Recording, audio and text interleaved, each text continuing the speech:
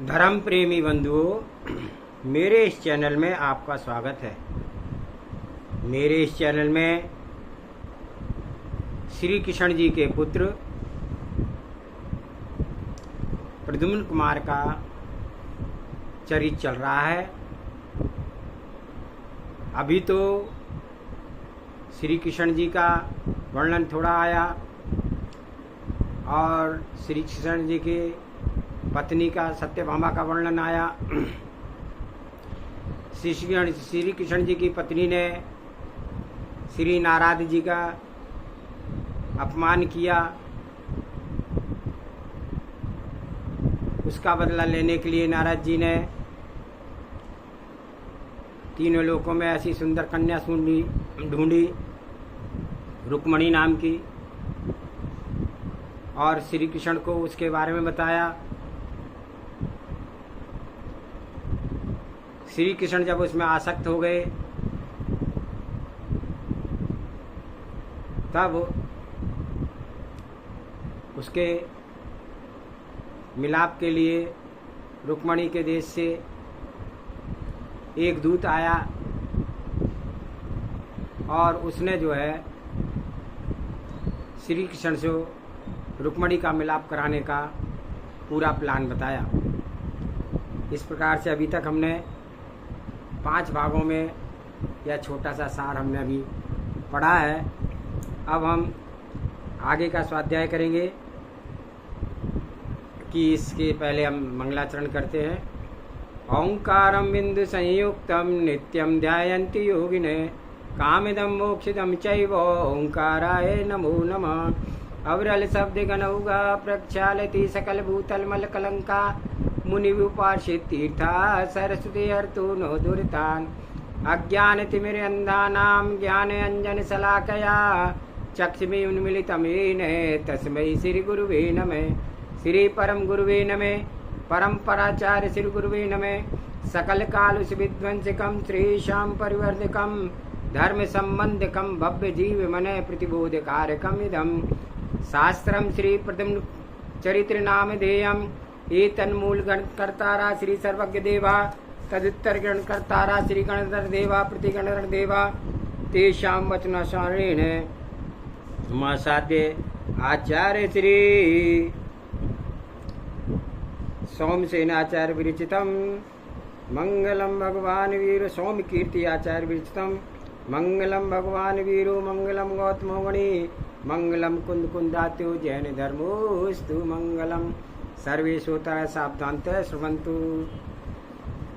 अब जब श्री कृष्ण रुक्मणी से मिलने के लिए उसके बताए हुए स्थान पर पहुंचे, बलभद्र के साथ लेकर के पूरे युद्ध की तैयारी के साथ दोनों भाई केवल अकेले गए। अब वहां पर रुक्मणी उन्हें मिल गई और आगे क्या होता है उसको हम आगे स्वाध्याय करते हैं कि रुक्मणी को बिठाकर बलदेव जी श्री कृष्ण रथ में आरूढ़ हो गए। तब बलदेव जी ने सपाटे से रथ चलाया और रथ में श्री कृष्ण अपना शंख बजा करके बड़ी वीरता के शब्द कहे तथा जोर से सबको अपना वृतांत सुनाया कि जो कोई शिशुपाल के दल के व कुंडनपुर के रहने वाले हों वे मेरे पराक्रम के वचन सुने। मैंने अर्थात श्री कृष्ण नाम के सूरवीर ने रुक्मणी को हठ से हरण की है। सो जिस किसी की शक्ति हो वह मुझसे रुक्मणी को छुड़ा लेवे। यदि तुम सबके देखते रुक्मणी हरि जाए तो राजा लोगों को तुम जैसे सेवकों पर क्या कार्य सिद्ध हो सकती है। यह शिशुपाल राजाधिराज मेरी बात सुनो। भला जब रुक्मणी को मैं हरे ले जाऊं तब तुम्हारे जीवन का क्या प्रयोजन है। हे भीष्मराज, तुम्हारी पुत्री को द्वारका का राजा और उनका भाई बलदेव ने हरी है। हे रूप कुमार सुनो, मैंने तुम्हारी बहन को हरी है। तुम्हारी शूरता, तुम्हारा अभिमान और तुम्हारा धैर्य किस काम का है? यदि तुम में सामर्थ्य है तो मेरे साथ रथ के पीछे आओ और अपनी बहन को छुड़ाओ। यदि तुम में कुछ साहस नहीं है तो तुम्हारे जीवन को धिक्कार है। यदि तुम सबके सामने मैं रुक्मणी को हर के ले जाऊंगा तो तुम्हारी शूरवीरता का सामर्थ्य सचमुच ही व्यर्थ ही है। हे राजाओं, मेरे साथ संग्राम में युद्ध किए बिना तुम सब किस प्रकार से कृतार्थ हो सकते हो? ऐसा कहकर के श्री कृष्ण जी अपने उत्तम रथ को युद्ध करने के लिए वन से बाहर लंबे चौड़े मैदान में सरपाट झपटा के से ले गए और उसी समय शिशुपाल आदि सब के सब कृष्ण के वचन और रुक्मणी का हरण सुनकर के घबराए। पश्चात भीष्मराज और रुक्मार की सब सेनाएं कुंडनपुर के बाहर निकली। शिशुपाल के सागर के समान सेना में हलचल मच गई और उनके शस्त्र कवच आदि से सजी हुई सेना उस दुष्ट चोर डाकू को पकड़ो पकड़ो ऐसी चिल्लाहट मचाती हुई शहर से बाहर निकली। उसमें हाथी, घोड़े, रथ प्यादे और नौकर चाकरों की टोली थी। बाजों की आवाज़ें से, हाथियों की चीत्कार और घोड़ों की निनाट से, भाट लोगों के जय जयकारे से, शब्दों से, रथ के चक्कों से, चीत्कार के, धनुषों के भन्नाट से और सुबटों की खिलखिलाहट से हंसी के मारे कानों में सुनाई दे पड़ रही थी। चारों तरफ फैली हुई पीठ पीछे भागती हुई और जोर से आती हुई इस सेना को बलदेव और श्री कृष्ण ने रोक लिया। जिस प्रकार जोर शोर से ऊंची उठती हुई नदियों को वेग को समुद्र रोक लेता है, उसी प्रकार से दोनों भाइयों ने क्षण मात्र में सब सेना को रोक दिया। जब रुक्मणी ने एक तरफ से सैकड़ों सुबट वाली सामूहिक सेना को, दूसरी तरफ से अकेले कृष्ण और बलराम दो ही पुरुषों को देखा, तब उसने विचारा कि न मालूम किया होनहार है। अभाग्य से बस से इन दोनों की आयु का नाश होता दिखता है।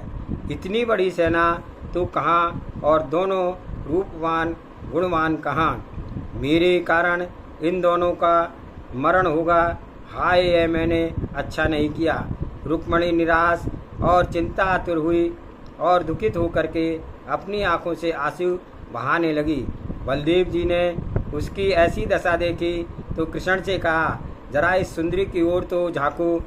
अपने सामने कितनी जंगी सेना देख करके यह कैसे चिंता आतुर हो रही है। कोई ऐसी तजवीज करो जिससे इसे अपना विश्वास हो जाए और धीरज बंध जाए।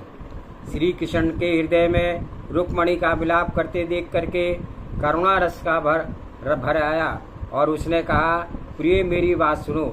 शत्रु की बड़ी सेना को देखकर तू चिंता मत कर। देख तो सही, मैं क्षण मात्र में इस सेना के सुबडों का तथा स्वामियों राजाओं आदियों को यमलोक को पहुंचाता हूँ। इस प्रकार कहने से रुक्मणी के चित्त में विश्वास ना हुआ, इसलिए वह चिंता करने लगी। जब श्री कृष्ण ने रुक्मणी को पुनः चिंताग्रस्त मलान मुख देखा, तब कहा कि सौभाग्यशालिनी, जरा मेरी सामान्य शक्ति को तो देख। मैं अभी तुझे अपनी शक्ति का परिचय दिए देता हूँ, जिससे कि निश्चित तुझे विश्वास हो जाएगा।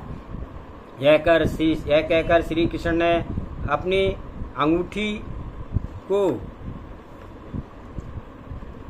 अंगूठी का हीरा निकालकर चुटकी से चूर चूर कर डाला, जिस चूर्ण से रुक्मणी के हाथ में रख एक मांगलिक सातिया बना दिया।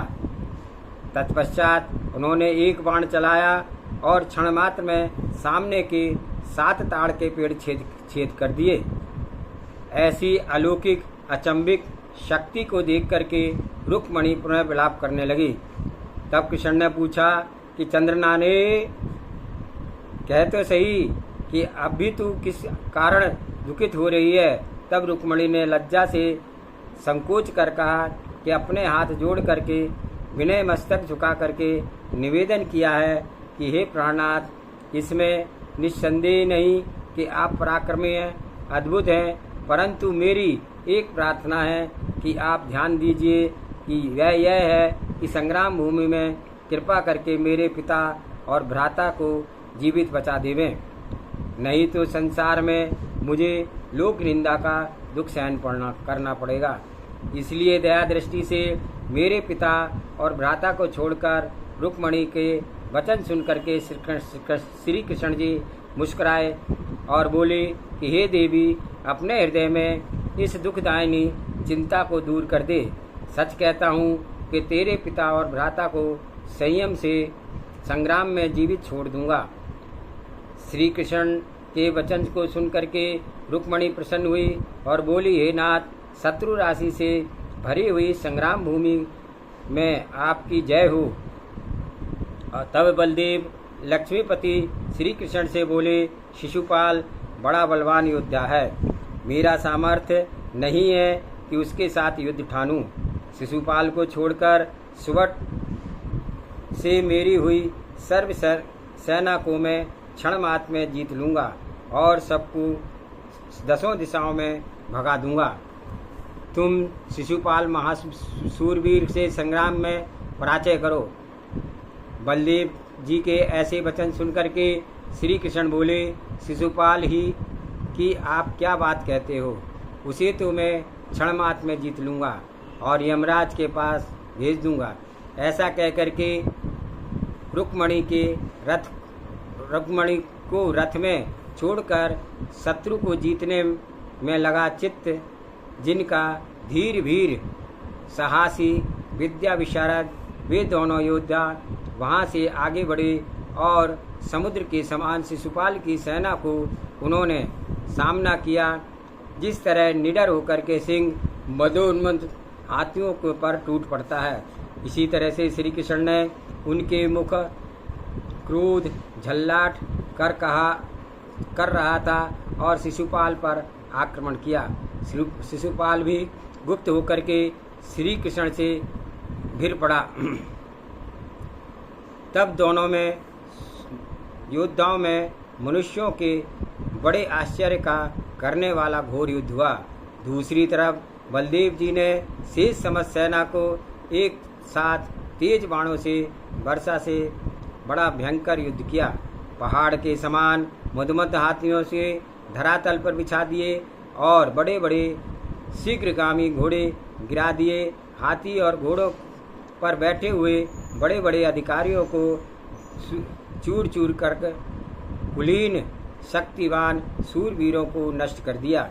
इस तरह एक तरफ यह सब सेना बलदेव ने और दूसरी तरफ की सब सेना से श्री कृष्ण ने बड़े भयंकर युद्ध किए और देवताओं को भी आश्चर्य करने लगा कि शत्रु समूह के अनेक सुबटों का नाश करने वाला यह युद्ध चिरकाल काल तक किसी की सामर्थ्य नहीं हुई है कि बलदेव के सामने आकर के जीता खड़ा हो।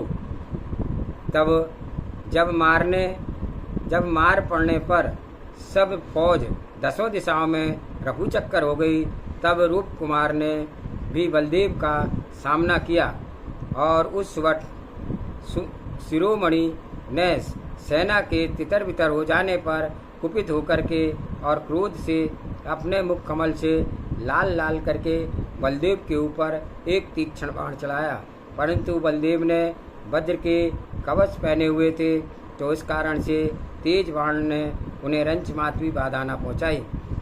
परंतु जिस प्रकार लोहे की श्रृंखला से टक्कर खाने पर पाषाण में अग्नि उत्पन्न होती है, उसी प्रकार से बलदेव के क्रोध रूपी अग्नि भड़क उठी। तब बलदेव ने रूप कुमार में जो संग्राम भूमि में अनेक युद्ध करने पर भी खेद खिन्न नहीं हुए थे, बड़ी देर तक लड़ाई होती रही और थोड़ी देर में बलदेव ने भीष्मराज के पुत्र रूप कुमार को ढीला कर उस पर नागपाश बाण छोड़ दिया। नागपाश बाण से रूप कुमार के नख से सिर तक की रस्सी के समान जकड़ कर बांध दिया। इस प्रकार बंधे हुए रूप कुमार को बलदेव जी ने उठाया तथा उसे रुक्मणी को ला करके सौंप दिया। कहा, लो यह इसकी मक्खियाँ उड़ाओ। दूसरी तरफ श्री कृष्ण जी ने शिशुपाल के साथ नाना प्रकार के हथियारों से भयंकर युद्ध किया। पहले उन्होंने बड़ी देर तक लोहे के शस्त्रों से युद्ध किया। तत्पश्चात देवोपनित शस्त्रों से लेकर के परस्पर भिड़ गए। फिर जिस समय यहाँ यह शूर युद्ध मच रहा था, उस समय कलह प्रेमी नाराज जी आकाश में तिष्ठे और संतुष्ट होकर के बारंबार नृत्य करते थे। इस प्रकार से श्री कृष्ण ने शिशुपाल के साथ भांति भांति के युद्ध करके अंत में उस दानी गुणी वीर मानी भयंकर कुलीन रौद्र रूप पराक्रमणी और क्रोधी पुरुष को संग्राम में तेज और शूरता से रहित करके इस प्रकार कत्ल कर दिया, जिस प्रकार से सिंह गजराज को नष्ट कर देता है। और ठीक ही है, उनके लक्ष्य होने पर सर्व प्रियों का नाश किया जाता है, सर्व प्राणियों का विनाश हो जाता है। उनके क्षय होने पर सर्व प्राणियों का विनाश हो जाता है। यह संग्राम भूमि घोड़ों के कटे हुए पांवों से और घृणाकारक और कबंधों के अर्थात बिना धड़ के मनुष्यों के नृत्य से बड़ी भयंकर मालूम पड़ रही थी कि वहाँ हाथियों से कुंभ स्थल से नीचे गिरती हुई लहू की धारा कीचड़ से मचा रखा था और उसमें डूबे हुए अनेक रथों के दिशाओं का मार्ग रुक गया था। इस प्रकार युद्ध करके और महान मधुमनत शत्रुओं को नाश करके श्री कृष्ण और बलदेव प्रसन्नतापूर्वक रुक्मणी के पास आए। रुक्मणी जिसका मस्तक नम्रीभूत हो रहा था और जिसके चित्त में अपनी लज्जा व्याप रही थी, अपने कर अंजलि जोड़ करके नमस्कार करके श्री कृष्ण से बोली, भुज पराक्रम के धारक स्वामिन, मेरी यह प्रार्थना है कि आप कृपा करके मेरे भाई का नागपाश छोड़ दें, जिससे कि बलदेव जी ने बांध दिया है। तब श्री कृष्ण जी ने मुस्कुराकर रूप कुमार को छोड़ दिया और उससे कहा कि हमने निश्चय किया है कि आप हमारे परम बंधु स्वजन हैं, इसलिए स्नेह दृष्टि रखकर आप हमारे पास आते जाते रहिए और याद रखिए कि रुक्मणी आपकी बहन है। मेरे ग्राम देश हृदय आदि में आप सच्चे प्रेम से आया जाया करें और रुक्मणी से मिला करें। इस प्रकार अनेक प्रकार से समझा करके उसने कुमार ने लज्जा से कुछ उत्तर नहीं दिया और वहाँ से चला गया। अर्थांतर कृष्ण बलदेव रुक्मणी को अच्छी तरह से रथ में बिठा करके द्वारका नगरी रवाना हुए और प्रसन्न चित्त से बलदेव ने रथ को वेग से चलाया। कृष्ण नारायण रुक्मणी को पाकर के अपने को कृतकृत समझने लगे थे। सुंदर रूप के धारक और वांछित पदार्थ को प्राप्त करने वाले और अपने को कृतार्थ समझने वाले वे सब परस्पर प्रेम के से वार्तालाप करने लगे। आचार्य कहते हैं कि जिस कृष्णराज ने शत्रुओं का पराजय किया और राजा भीष्म की पुत्री रुक्मणी को प्राप्त की, उसके महात्म्य को कौन वर्णन कर सकता है। वह उपवनों की शोभा को देखते हुए और तरह तरह के विनोद करते हुए रेव तक पर्वत तक पहुँचे और उस पर्वत को देख करके रुक्मणी के चित्त में बड़ी प्रशंसा हुई। नंदावन के समान वृक्ष और लताओं से भरे हुए उस वन में बलदेव जी ने श्री कृष्ण और रुक्मणी को पानी ग्रहण कराया। सो उसी समय उसी स्थान पृथ्वी तल पर रुक्मणी वन के नाम से प्रसिद्ध हो गया। ठीक ही है कि बड़े पुरुषों की संगति से किसमें बड़प्पन नहीं आ जाता। महत पुरुषों किसी भी ग्राम में व वन में क्यों न जाएं, वहाँ ही पुण्य उदय से सब बातें का ठाट बाट रहता है।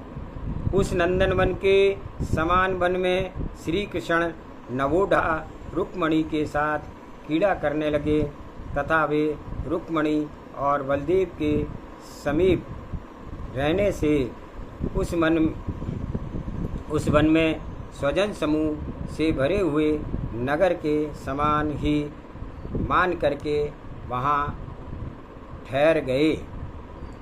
आज के स्वाध्याय में इतना ही, आगे का स्वाध्याय कल करेंगे। आप सभी को जय जिनेन्द्र। आप चैनल को लाइक करें, सब्सक्राइब करें और प्रद्युम्न समूह चरित्र के बारे में जानें और पढ़ें, किस प्रकार से अब आगे प्रद्युम्न का उत्पन्न होगा और किस प्रकार से वह आगे चरित्र चलेगा। जा वाणी के ज्ञान से सूझे लोकालोक, सो वाणी मस्तक नमो सदा दे तू दो। जय हो, नमो, जय जिनेन्द्र।